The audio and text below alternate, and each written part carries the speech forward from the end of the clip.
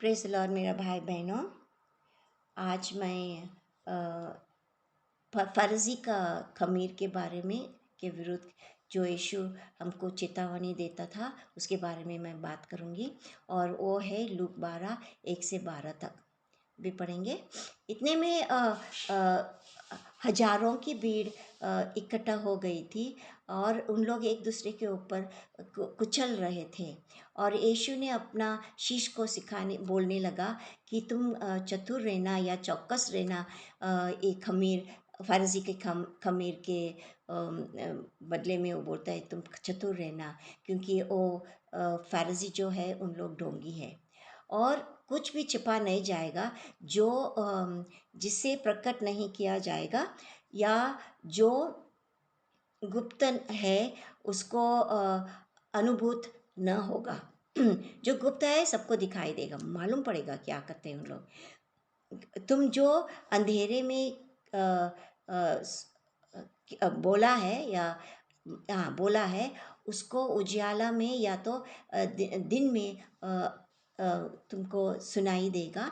और जो तुम फुसफुस किया है, अ, अ, जो तुम फुसफुस किया है अ, तुम्हारा अंदर का कमरे में, तो वो बाहर छतों से सुनाया जाएगा। मैं सच अ, कहता हूँ मेरा दोस्त, तुम डरो मत जो तुम्हारा शरीर को जान से मार डालेंगे और उसके बाद कुछ नहीं कर सकते हैं। मैं दिखाऊंगा तुझे किस क्या किसको डरने का है। डरो उसको जो जब भी तुम्हारा शरीर को मारता है, उसको अधिकार या पावर शक्ति होता है तुम्हें नर्क में फेंकने के लिए। हाँ, यीशु बोलता है मैं तुझे कहता हूँ उससे डरो। क्या 5 गौरायों पक्षी 2 पैसे से बिका नहीं जाते हैं? हाँ, फिर भी एक भी खुदा भूलता है नहीं, एक को भी नहीं भूलता है। हाँ, वास्तव में जो बाल है तुम्हारा सिर के ऊपर, वो सब गिना हुआ है। और तो डरो मत, तुम्हारा मूल्य गौरवों से बढ़कर है। मैं सच कहता हूँ जो मुझे मनुष्य के सामने मान लेगा, मनुष्य का पुत्र उसको भी उसका खुदा का परिदूत के सामने मान लेगा। लेकिन जो लोग मुझे इनकार करेगा इन आदमी लोग के सामने, तो मैं भी उनको हमारा खुदा का परिदूत के सामने उनको इनकार किया जाएगा। और जो लोग हमारा विरुद्ध, हमारा मतलब मनुष्य का पुत्र के विरुद्ध कुछ भी बोलेगा या करेगा, उसको क्षमा मिलेगा। परंतु जो पवित्र आत्मा की निंदा करेगा, उसको कभी भी क्षमा नहीं मिलेगा। 11, जब तुझे आराधनालय आराधनालयों के सामने या अधिक हकीमों के सामने और अधिकारियों के सामने लाया जाएगा, तो तुम चिंता मत करो तुम कैसा अपने आप को प्रतिरक्षा करेगा, क्योंकि जो तुझे बोलने का है, या कुछ भी बोलने का है, पवित्र आत्मा तुझे सिखाएगा उस समय क्या तुम बोलना चाहिए। अच्छा, अभी हम लोग खमीर के बारे में बात करेंगे। खमीर तो एक निशाना है किसका? भ्रष्टाचार्य और झूठा उपदेश का प्रतीक है। हाँ, क्या होता था? ये फर्जी लोग, उन लोग खुदा का शब्द को के बदले में उनका परंपराएं सब सिखाते थे लोगों को, जो खुदा का शब्द में नहीं था, उनका खुद का बनाया हुआ था। अभी फ़र्ज़ी लोग ज़्यादा करके उन लोग कानून सिखाता था, और लेकिन उन लोग ढोंगी थे। ये शब्द हिपोक्रेट जो बोलते हैं अंग्रेज़ी में, हिंदी में तो हम लोग पाखंडी या डोंगी कहते हैं। ये हिपोक्रेट शब्द ना ग्रीक का भाषा से निकला है। वो ग्रीक का शब्द है और उसका मतलब है एक अभिनेता जो एक्टिंग करता है, जो नाटक करता है, जो नाटक में भाग लेता है। जो लोग नाटक में भाग लेते हैं, मालूम होना चाहिए क्या उनका जीवन ऐसा नहीं है। उन लोग दूसरे का जीवन का नाटक करते हैं, खुद का जीवन अलग होता है ना। तो अगर एक क्रिश्चियन एक यीशु का शीश या यीशु का पीछे करने वाला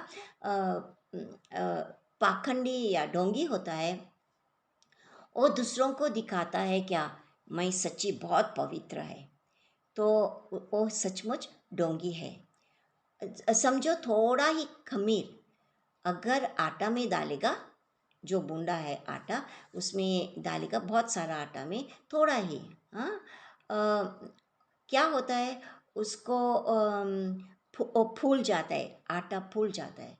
वैसा ही थोड़ा ही झूठा शिक्षा अगर ये पाखंडी लोग देंगे तो क्या होता है, वो बड़े को बताता है क्या,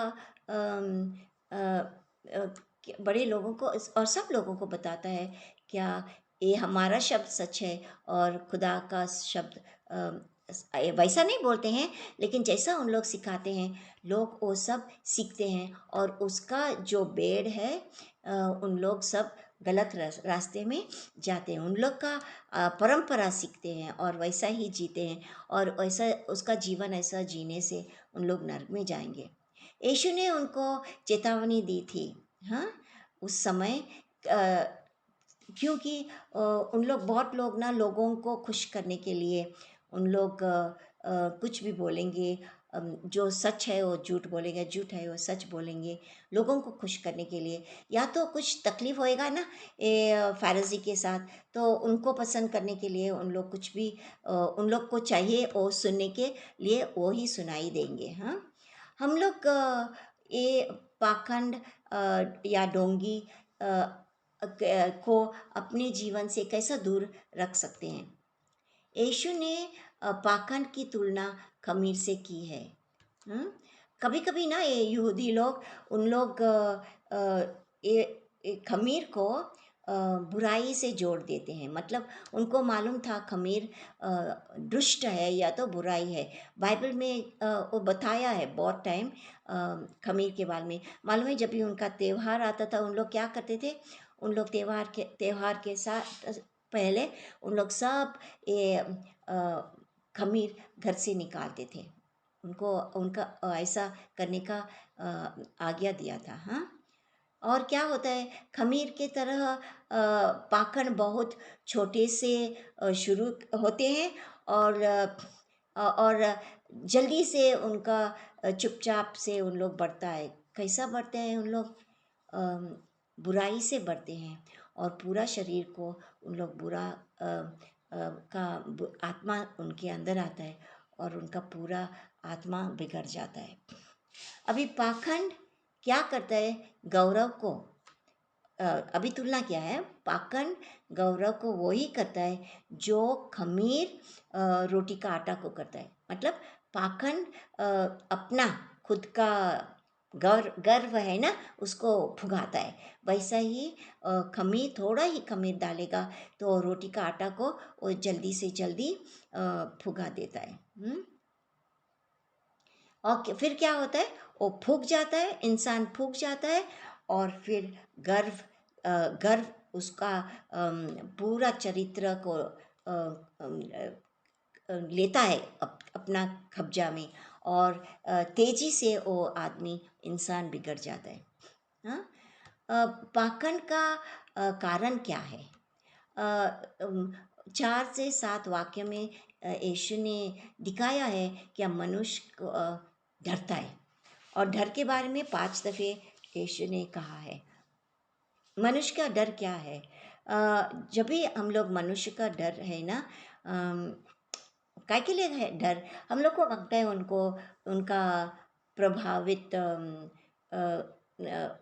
उनको प्रभावित करने के लिए, उनका सहामत मिलने के लिए हम लोग ऐसा डर से उनको मस्का लगाते हैं। और समझ लेना, अगर एक मनुष्य से डरता है तो वो खुदा से कभी नहीं डरेगा। और अगर एक इंसान खुदा से डरता है तो मनुष्य को कभी नहीं डरेगा। वो कभी नहीं लोगों का कुछ भी उनका इम्प्रेशन, मतलब प्रभावित उनका ऊपर नहीं चलेगा। उन लोग को मालूम है खुदा ने क्या कहा है, वही करेगा। वो डरेगा नहीं बिल्कुल इंसान से। क्या इंसान हमको क्या कर सकता है? इंसान कुछ भी नहीं कर सकते। हम लोग अगर खुदा का डर है तो हम लोग यीशु के साथ हैं। स्क्राइब्स और फैरिसी जो थे, उन लोग अपना चरित्र के बारे में उन लोग सोच रहे थे। उन लोग को नहीं पड़ा था उनका प्रतिष्ठा के बारे में, उनको बिल्कुल चिंता नहीं था। और उनको सच्ची ऐसा मैं वापस कहती हूँ, क्या खुदा उनके बारे में क्या चिंता था, इसके वजह लोग उनके बारे में क्या सोचेंगे वो समझते थे। और हम लोग ऐसा कभी नहीं समझना चाहिए। हम लोग को परवाह नहीं पड़ना चाहिए। बहुत लोग, देखो तू अच्छा कर या बुरा कर, उन लोग तुम्हारे बारे में कुछ बातचीत अलग से ही करेंगे और तुम्हारे ऊपर इल्ज़ाम लगाएंगे। लेकिन अगर हमको खुदा का डर है ना, मनुष्य का डर कभी नहीं आएगा। उसका उपाय क्या है? उसका उपाय है हम लोग खुदा का डर करने का। और ये पाखंड से छुटकारा मिलेगा, जल्दी से जल्दी मिलेगा। हाँ। और हम लोग यीशु को खुल्लम खुला स्वीकार करना चाहिए और बोलना चाहिए क्या हम क्रिश्चियन हैं। हाँ। एक बार ऐसा हुआ ना तो बहुत आसान होता है सच्चाई में जीने के लिए, और पाखंड से बचने का एक आसान समय होगा। हम लोग याद रखना चाहिए कि यीशु स्वर्ग में पिता के सामने हमको स्वीकार करता है ना। दिन और रात वो हमारे लिए प्रार्थना भी करता है। दूसरा पॉइंट है, क्या हम लोग जब भी खुदा का डर है हमारे अंदर तो हम लोग विजय प्राप्त करते हैं। और सब डर जाता है। मनुष्य तो हमारा शरीर को जान से मार डाल सकता है, परंतु डरने का है उसको जो खुदा को, ये तो खुदा को डरने का है जो शरीर या जीव या आत्मा को नरक में फेंक सकता है। क्योंकि वो अंतिम न्याय करने वाला है और वो न्याय सदा के लिए न्याय करेगा। मतलब हम लोग स्वर्ग जाएंगे या नरक जाएंगे। अपना अभी खुदा ना हर एक अगर ये गौराया का कितना ख्याल रखता है, ध्यान देता है, और हर एक गौराया बहुत कीमती है खुदा के नज़र में। तो समझो हमारा सिर के ऊपर जो जो बाल है तो उसको इसका भी गिनती किया है ना। तो खुदा हमको दिखाना चाहता है क्या वो गहराई से हमको जानता है, और हमारे सब ज़रूरतें जो है ना वो पूरे करते हैं। हाँ। वो पूरा कर सकता है और करेगा जब हम लोग उसके ऊपर विश्वास रखेंगे। अभी हमारा भरोसा करना चाहिए पवित्र आत्मा के ऊपर।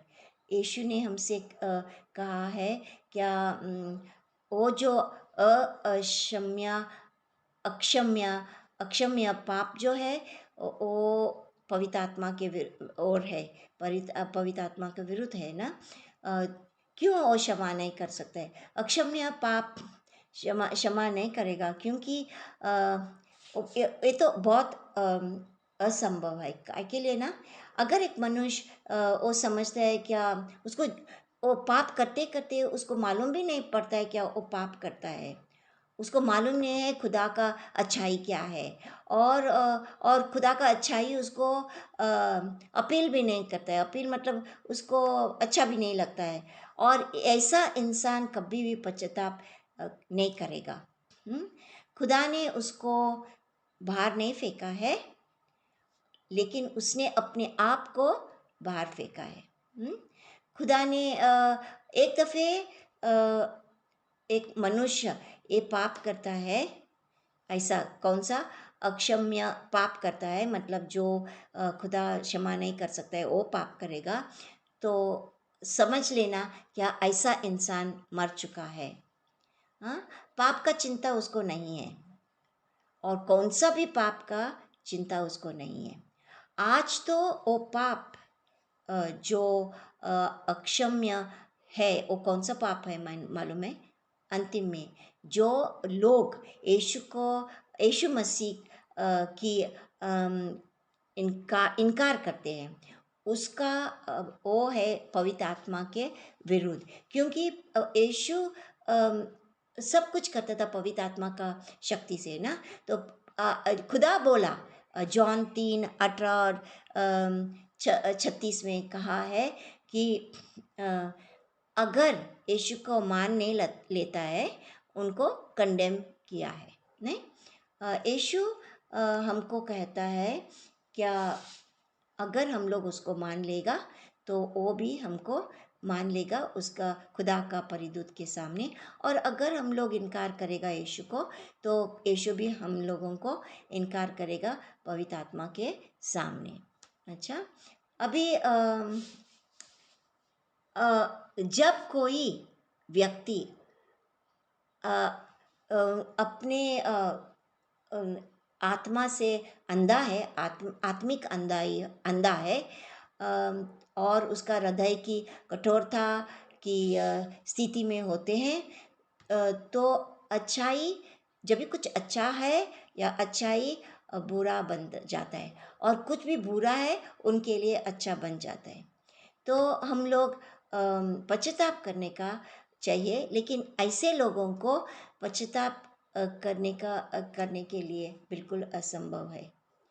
और वापस मैं कहती हूँ, क्या खुदा हम लोग को बाहर नहीं फेंकता है, लेकिन हमारा बार बार वही पाप करने से, जो हम लोग खुदा को इनकार करते हैं, यीशु को इनकार करते हैं, स्वीकार नहीं करते हैं, और पाप में हम लोग बिल्कुल डूबे रहते हैं, ऐसे लोगों को खुदा का राज में आने के लिए बहुत कठिन है, क्योंकि उनको पश्चाताप करने के लिए नहीं मांगते। उन लोग समझते हैं जो उन लोग करते हैं सच करते हैं। और इसलिए आप लोग समझा, वो तो अच्छा है समझा था। याद रखो, खुदा ने हम लोग को चुन लिया है। हाँ, खुदा जानता है कौन उसका प्यार करता है, कौन उसको उसके साथ रहेगा। खुदा ने हमको चुन लिया, हम लोग चुना ने। जॉन 15:16 15-16 में लिखा है, you did not choose me, I chose you, मतलब तूने हमको नहीं चुना है, मैंने तुमको चुना है। लेकिन अभी इनकार करने का काम हमारा है। हम लोग इनकार कर सकते हैं या तो स्वीकार। हाँ, तो समझ लेना क्या, नर्क जाने का कारण हम लोग है, क्योंकि हम लोग यीशु को इनकार करते हैं। समझते? अच्छा, मैं प्रार्थना करूँगी। हे पिता, मैं धन्यवाद देती हूँ इस शब्द के लिए। आप हम लोगों को सिखाओ पवित्र आत्मा के शक्ति से कैसा जीना चाहिए, और आपका पुत्र के लिए हम लोग कैसा जीना चाहिए। यीशु हमारे लिए मरा है, हम लोग उसके लिए जीना चाहिए। ये मेरा प्रार्थना है यीशु के नाम से, आमीन।